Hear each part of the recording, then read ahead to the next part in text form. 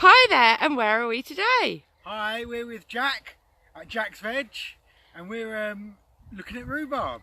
Woo! So what are we going to find out about rhubarb today? Everything. Yeah, we're going to find everything we can out about rhubarb. Jack's a mine of information about the subject. We're going to find out how to grow it organically, its health benefits, how to harvest it. How to harvest it. You want to tell us how to cook it? I'm going to tell you a bit about how to cook it, and yeah, we're going to get involved. Brilliant, let's get started. So Jack, tell me about rhubarb. Well, rhubarb's a perennial crop. What does that mean? Means it comes back every single year. Right. So once you've planted a rootstock, or a crown they call them, it should, providing it's healthy and it's happy, will come back every single year. Oh. So we've got around, it's a bit let go, because we're in the process of moving farms and what have you, but there's around probably 80 crowns here at this point. We've grown in 2 different beds. I have grown these too close together, but that's just rookie error when I started 6 years ago. And I haven't moved them. But So now when you we're move moving to a farms, I'll new put farm, them you're up going a to bit have of spacing, yeah. How much space are you going to put between them? I'll probably put them about 1.5 to 2 metres apart. The reason for that is that if you do grow them close together, as you can see in here on the camera, you get a lot of skinny stems, which isn't. It's okay. They're not edible or anything, but it's better to have a thicker stem like this chap here over a thinner stem. So, for example, you'll be harvesting a lot more thin stems, where you'd sort of be harvesting 1 or 2 thicker stems. More Sort of general rule of thumb is literally as thick as your finger. If you can get as thick as your finger, I've got big hands, but if you can get as thick as your finger, then that's like the ideal picking time. Right. So yeah, that's just what I learned from it. The other thing is I mulch these. I haven't mulched them last year and a bit, but mulched them with wood chip and straw, and that keeps all the weeds down. It feeds them slowly throughout the year. So you just put like a layer of wood chip and straw down? So you do that in the autumn, Alright, okay. in wood chip down in the autumn, and then they'll grow through over the winter. The rain will rot it down and what have you, and wood chip's free. That's always a benefit. Bonus. The other thing is rhubarb prefers a slightly acidic soil, which wood chip, if you use, most wood chip is land dye and conifers and things, and it doesn't do any harm at all, as you can see. And where does it come from? From China originally, Ah. 2007 BC. Wow. 2700 BC.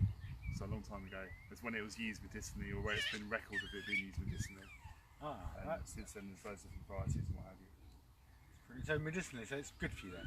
Yeah, you read out facts on it and then you read someone else's facts and you get a different story, but I was always told if you've got, if you're a bit loose, you eat rhubarb to consolidate things. Yeah. If you're a bit consolidated, you eat a lot more to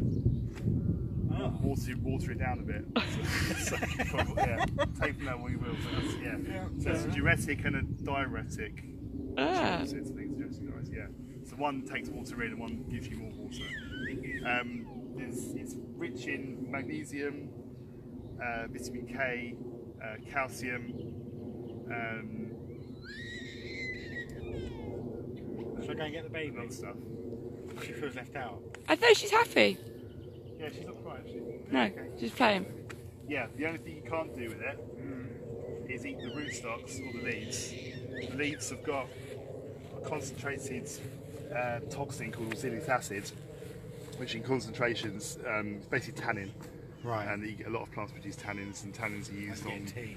Yeah, it's a bitter sort of stuff. In small doses it's not a problem, but in larger doses it will kill horses, and it's a common toxin in a lot of plants that stop plants produce it to stop animals from eating them completely. And there was a really good documentary a couple of years ago about a big African safari park that had mass die-off of one species of gazelle, or one type of gazelle, and they linked it to the fact that because there was a drought, the gazelle were mobbing certain trees. So these certain trees learned or produced a lot more oxalic acid and killed the gazelles if the number was over 20 or something. Right. Any smaller numbers, and it wasn't enough to trigger the oxalic build-up in the plant. And then what the plant also did was produce an alcohol compound, release it from its leaves, and then it told other plants downwind that there's a large population of gazelle in the area, and it then boosted those plants. So plants have been talking to each other chemically for thousands and tens of thousands of years, longer than humans invented speech.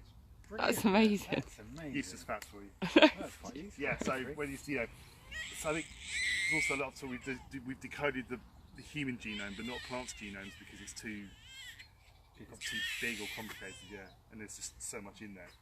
Wow. Yeah. Well, let's decode the genome of this. Yeah. So what we'll do, we'll pick a stem here. The way you harvest it is you get your get your thumb or your finger. There's a few nettles in here, so be careful. But you run it right the way to the base as far as you can, and you just lift it up like that. Oh, okay. Shall I try that? Give it a go. Try that one. This one. So right to the Right the way to the end. Give it a little wiggle if you can. If it needs it. That's it. Done. Perfect. Wow. And then some people chop these ends off like that. I don't bother because I think it dehydrates the stem quicker and it affects the shelf life, which you don't want. You want it as fresh as possible when it gets to the customer's door, obviously. And the same with, yeah, you've done that one. But the the ends, what I do with them is push them like this and do that, and that is one harvested stem of rhubarb. Wow. And So, yeah. and these go out in your veg boxes? Yeah, we put them in the veg boxes a lot at the moment. It's one thing with one in the farm is you always get gluts of one thing and then nothing of the other, or because the weather's so rubbish this year, it's been hot, cold, wet, hot, cold, wet, cold, wet, cold, hot, and whatever.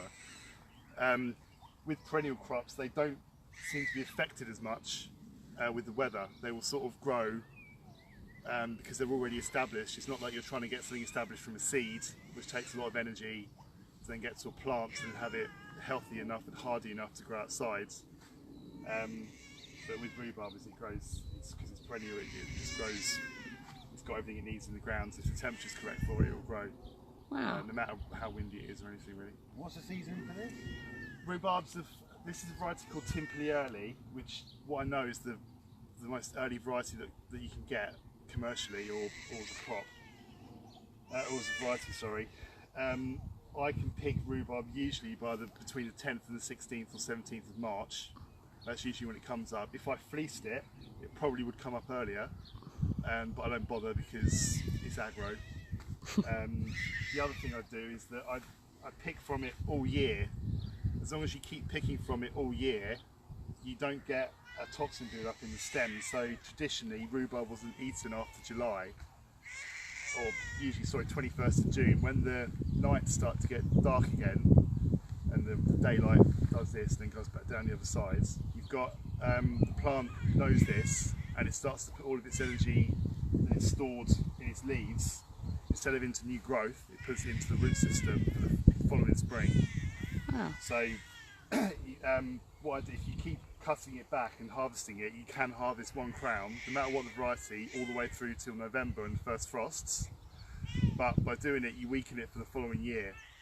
So the idea of having two beds is that I'll cut one all the way down to the ground all year round, and then leave it the following year, then do the same to the other year. And so you rotate the bed, so each one always gets a recovery year, and it keeps the plant If you're healthy. doing that at home, having two crowns, Yeah, turn it. yeah. You just literally come middle of July, you just chop it all off and just let the new growth come up, and you can keep picking from it. Yeah. Stems usually, from experience, people don't like the stems when they're this long. It's silly, really, because there's nothing wrong with them. There's just as much goodness in it, whatever. But I think that's supermarket conditioning. They want it to be red all the way up. They want it to be red all the way up. Yeah. There's two reasons for that.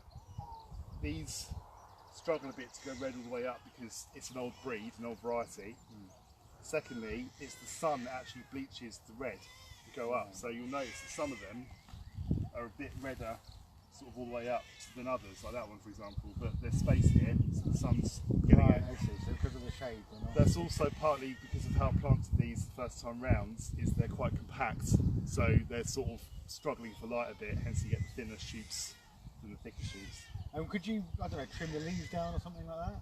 Can we get Yeah, I mean it doesn't really affect the plant. It's a customer perceived preference based on supermarket conditioning, which is nonsense. And then that brings into the whole cosmetic standard issue, which applies to all sorts of crops and meats, you know, which is just again horrific in my opinion. But, That's true. That's another story. whole other video that one. Yeah. And you're going to be cooking with rhubarb this week, I Dan? am, yes, we're going to do a couple of recipes. Obviously, rhubarb crumbles are the most famous thing, but we're going to try and do things which are a bit different than that. Drinks as well. I've noticed recently there's a lot of drinks showing up, gins and cordials and ciders that are all rhubarb based. Yeah, rhubarb's quite fashionable. Yeah. And our famous rhubarb Bloody Mary, which we did with Little Nan's last year. Yes, so that's a good one. Delicious, really good for a hangover. And we're going to be making our rhubarb hot sauce, which we've already had loads of orders for. Popular. This is very popular, and so we're really pleased to be able to start making it. It does sell out quite quickly, so if you want some, put your pre-orders in now. I'm going to be making it as soon as I've got the rhubarb, which is now, and it's going to be out in the next few days, hopefully. Fabulous. And where can people order it? You can go to www.bangersandballs.co. There's no UK or com or anything, it's just co. And you can order it from there. Brilliant. And if I wanted to sign up for a Jack's Veg Box, where do I go? Our website is a bit out of date, which I can only apologise for. It has been out of date since it was made. But you can catch us at jacksveg.co.uk. We're on Facebook, Instagram, #jacksveg. And you deliver to Whitstable? Whitstable, Faversham, Canterbury, Herne Bay, Tankerton, Bridge, Littlebourne, what's the other way? Selling, yeah, all those sorts of areas. Brilliant. Newnham, which is just sort of past Faversham. Alright, okay, I think that's it. Thank you very much. No worries. Great, cheers. Bye. See you soon. Bye.